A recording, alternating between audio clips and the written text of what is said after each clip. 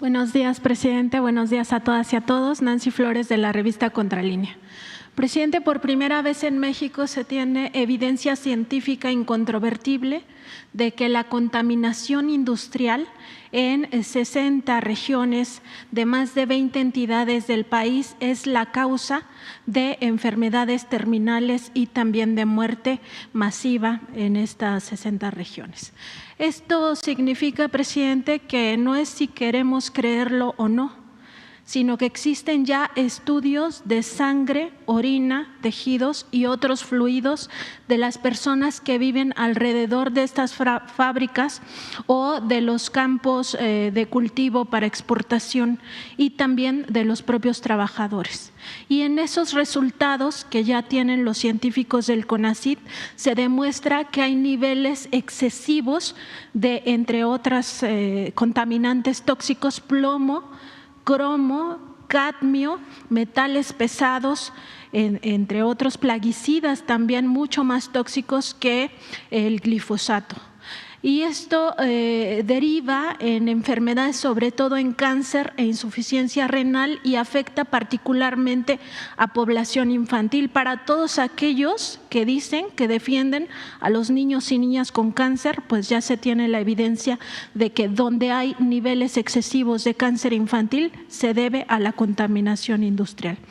Esto se ha derivado de legislaciones laxas que provienen de gobiernos pasados. El neoliberalismo privilegió los negocios industriales a costa de la vida de las personas y significa la violación sistemática de derechos humanos, el derecho a la vida, el derecho a la salud, el derecho al agua limpia, el derecho al medio ambiente sano, entre otros derechos humanos.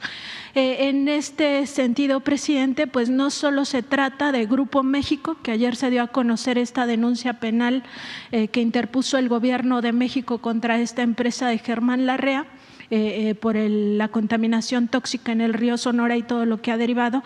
No solo se trata del Alto Atoyac, no solo se trata de las granjas de cerdos en Yucatán, ni tampoco de La Laguna, que son zonas verdaderamente terribles. Hay 30 zonas terribles como estas, donde la gente se está muriendo. Preguntarle, presidente, si se podrá avanzar ya con toda esta evidencia científica en la atención a estas personas que son víctimas de la contaminación industrial.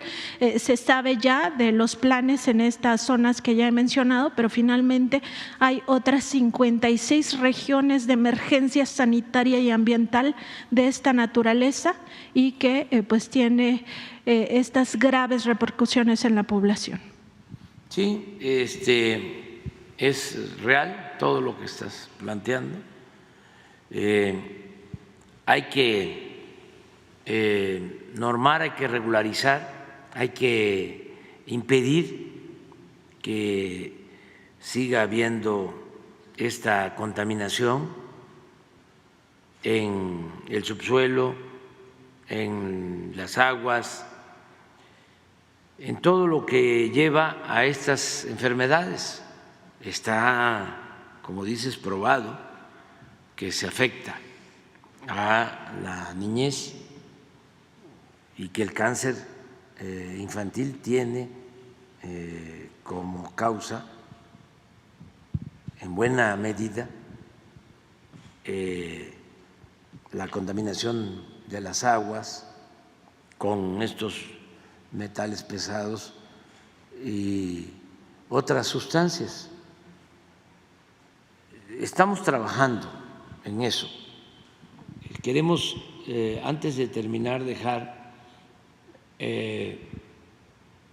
una buena regulación para el uso, el manejo del agua, que no se permita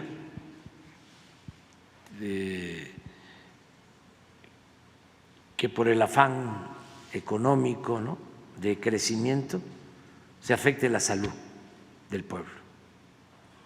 Tenemos mucha conciencia de eso y, como dices, CONACYT está trabajando y yo espero que antes de concluir nuestro gobierno, podamos proponer una iniciativa, una reforma con ese propósito.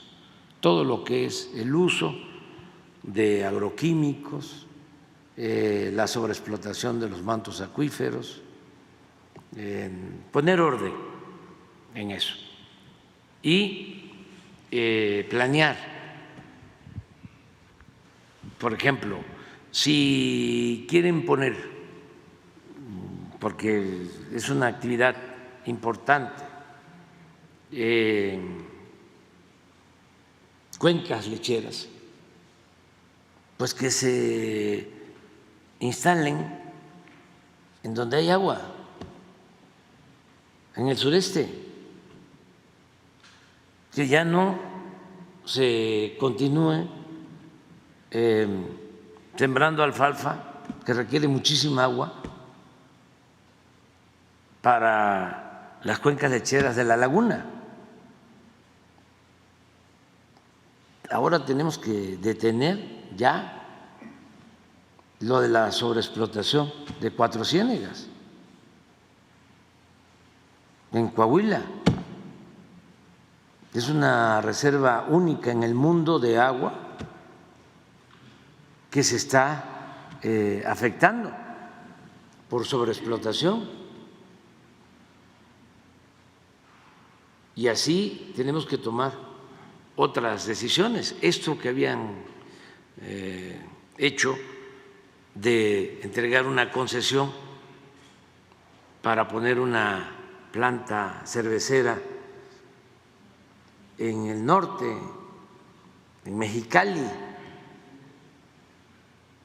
además para producir cerveza, elaborar cerveza de exportación, o sea, exportar agua, porque la cerveza es agua. Entonces, ya eso no es posible hacerlo. Tenemos que cuidar que no se dé este desarrollo anárquico, desordenado, y que el Estado participe en la planeación, en la promoción del desarrollo y que se garantice la sustentabilidad en todo y se ponga siempre por delante la salud de la gente. Nosotros hemos cumplido con no permitir el fracking, hemos cumplido con no permitir el maíz transgénico, hemos cumplido con tener más control sobre agroquímicos.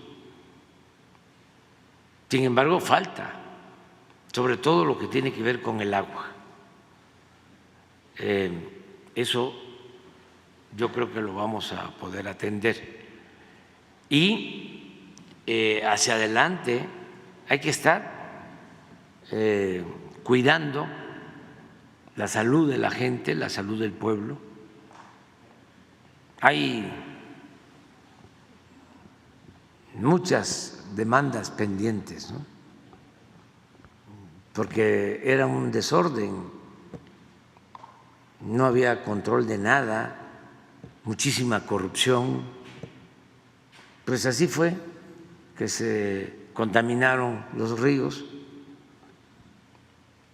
porque se permitió en aras de que había que industrializar y que había que crear empleos, como si no se pudiese lograr lo mismo cuidando el agua y cuidando el medio ambiente y planeando.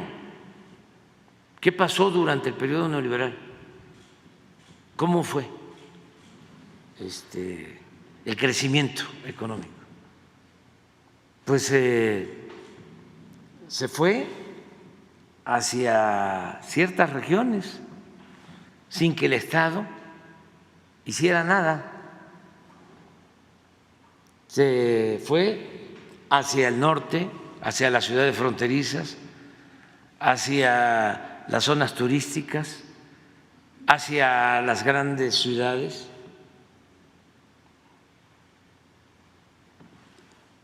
Y se despobló el resto del país. Por ejemplo, la concentración aquí, en el Valle de México, de los últimos 50 años.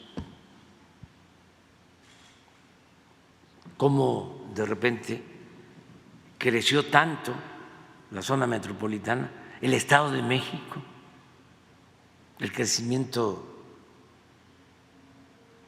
en la ciudad de Iztapalapa, en Neza, en Chimalhuacán, en Los Reyes de la Paz, en Ecatepec, Iztapaluca, en los últimos tiempos. Mientras se abandonó el sureste y las costas del Golfo. ¿Cuántos veracruzanos en el periodo neoliberal abandonaron ese estado? Como 2 millones.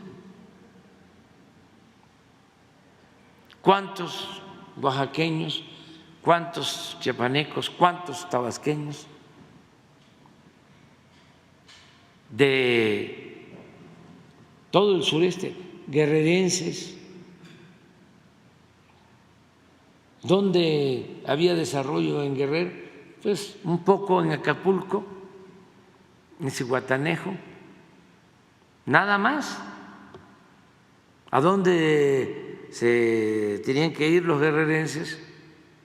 Pues a trabajar al norte, de donde son la mayoría de los jornaleros de San Quintín, pues de Guerrero, de Oaxaca.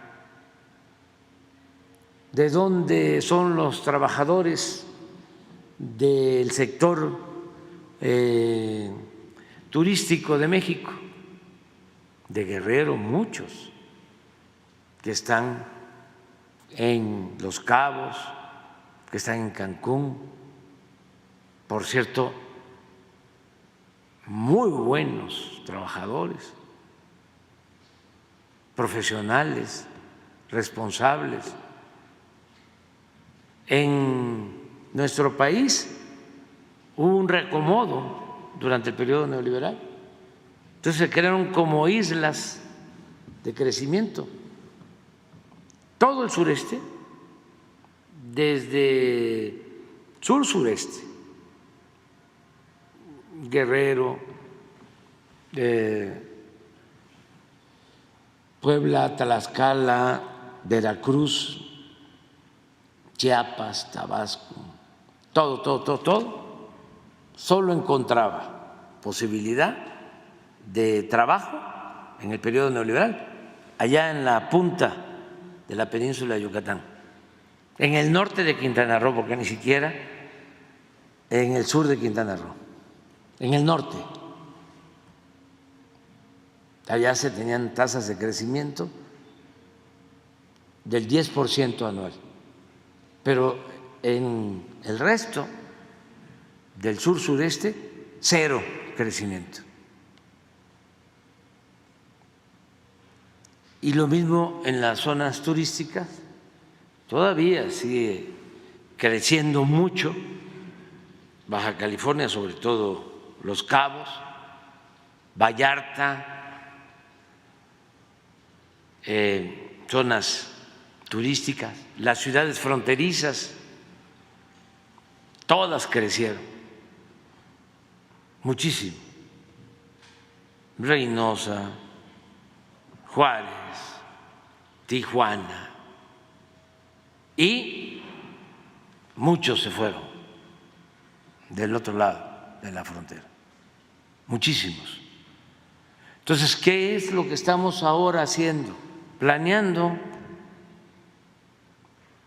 que podamos crecer de manera horizontal, todo el país.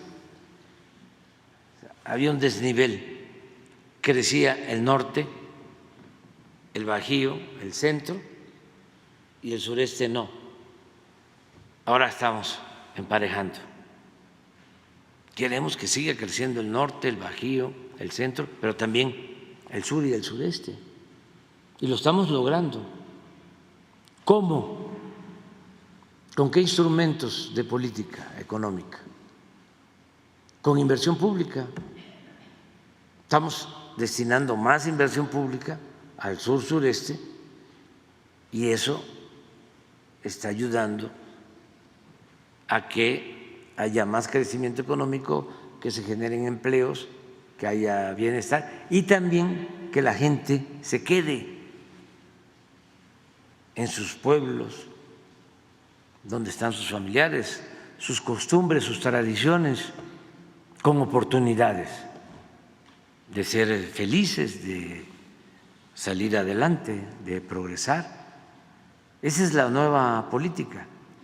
No es el dejar hacer, el dejar pasar, el que no se meta el Estado, todo hay que dejarlo al mercado, incluso apostar a diluir el Estado, que es una invención también, porque es una hipocresía. Dicen que no participe el Estado, que el Estado no tenga injerencias en el desarrollo, pero que si quiebran los bancos, entonces sí, que el Estado intervenga y que los rescate con el presupuesto, con el dinero de todo el pueblo.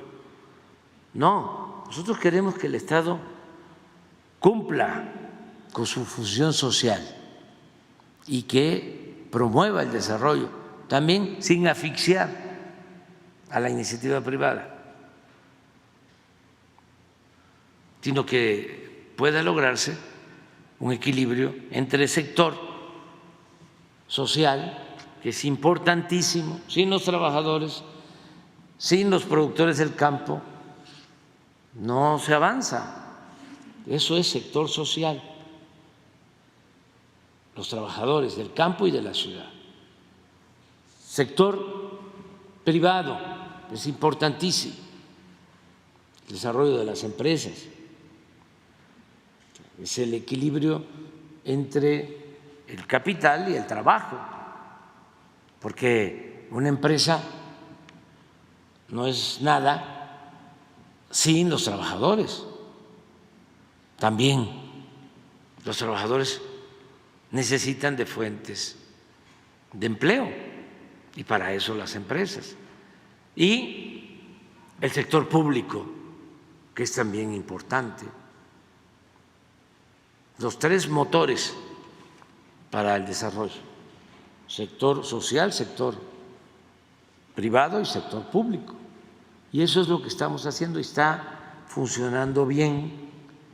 Nuestro modelo lo vamos a patentar, no vamos a cobrar derechos de autor, va a ser para dominio público. ¿Y quién inventó este nuevo modelo? Porque se habla de el desarrollo estabilizador en un periodo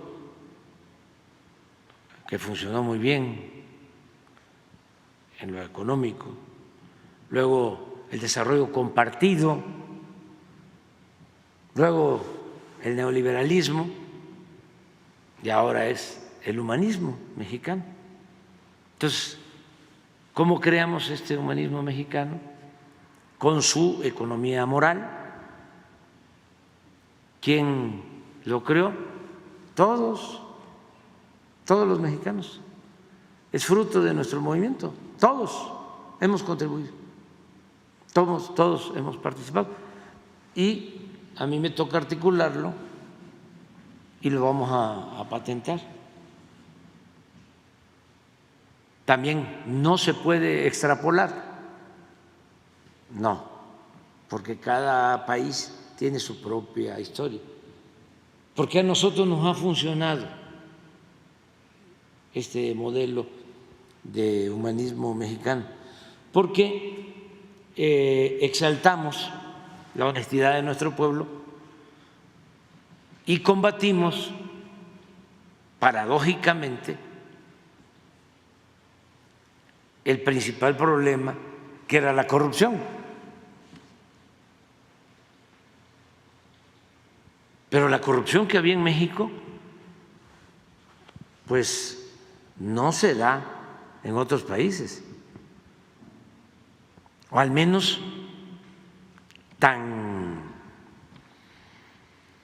extrema, tan profunda, tan grave. Sí hay corrupción, ¿no?, en el mundo, pero lo que había en México era, siempre lo he dicho, no era una pandemia, era una peste, una cosa desbordada, terrible. Sí, más que una pandemia, una peste, una enfermedad por la ambición desmedida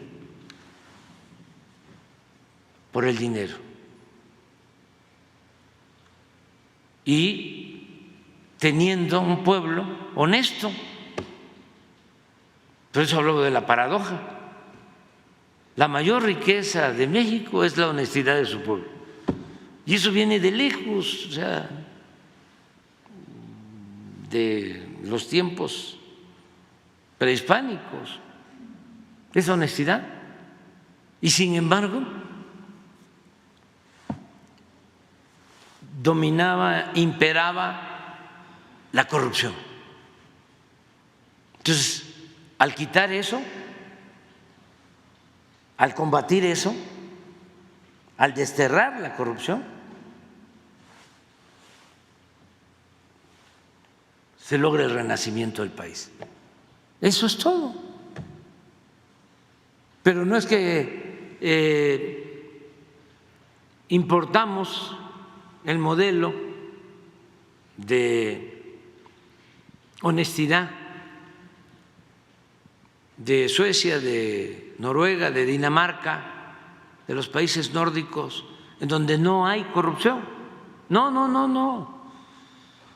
Lo que estamos haciendo es exaltando lo que tenemos.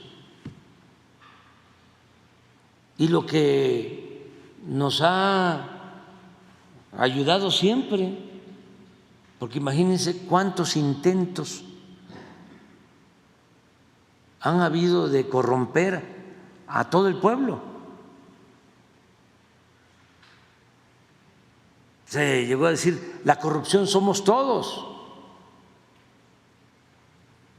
Hace poco alguien dijo, la corrupción es parte de la cultura del pueblo de México. Imagínense semejante insulto, semejante barbaridad. ¿Cuánto intentaron establecer el que la moral era un árbol que daba moras? ¿Cuánto intentaron hacernos creer que el que no tranza no avanza? ¿Cuánto intentaron de hacernos creer también de que político pobre, pobre político, que para ser político se tenía que ser ladrón? Y sí avanzaron, sí avanzaron, pero no pudieron eclipsar con esa nube negra, ¿sí?, toda la blancura, la pureza, la nobleza, la honestidad de nuestro pueblo. Entonces, el modelo es ese. ¿Qué debemos de procurar? que no vuelva la corrupción y seguir limpiando, porque todavía no se termina. ¿Qué fue el periodo neoliberal? Pues fue un periodo de pillaje. ¿Cómo se puede definir en unas cuantas palabras el modelo neoliberal? Pues con una palabra: corrupción, pillaje, saqueo, robo. Eso fue aderezado, ¿no?, con el discurso de la modernidad, de la globalidad, del emprendimiento, de que había que enseñar a pescar y no regalar pescado. Es mejor enseñar a pescar que regalar pescado. Cuando ellos sí tiraban la atarraya y no dejaban nada, la red.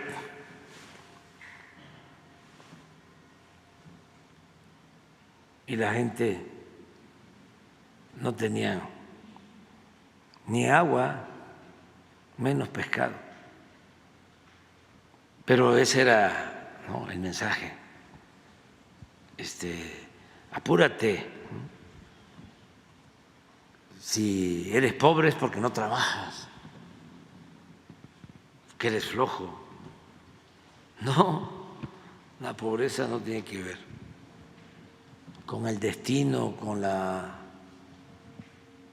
fatalidad, no es porque Dios quiere. La pobreza es por la falta de oportunidades, por la opresión,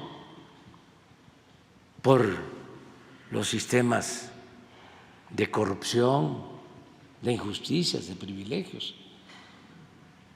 Todo esto es lo que se tiene que ir consolidando y no es nada nuevo, es por lo que luchó Hidalgo, Morelos, Juárez, Madero, Villa, Zapata, el general Cárdenas, todos los buenos próceres, los héroes, los padres, las madres de nuestra patria. Eso es lo que hay que seguir adelante. Pero bueno, tu pregunta es muy buena, es un tema que debe de atenderse. Lo está viendo María Luisa Albores, pero sí me gustaría, como ustedes trabajan en investigación y lo está haciendo el CONACYT, pero articular todo, porque hay mucha investigación, muchos estudios, pero en las gavetas, en los archivos, hay poca investigación aplicada, que es lo que necesitamos. Entonces, ojalá y nos den ese informe, ese reportaje para María Luisa. Ella está trabajando bien, lo de ayer es fruto de eso y vamos a continuar cuidando, ¿no?, la salud del pueblo. Que es un tema multidisciplinario, presidente, porque justo como afecta la salud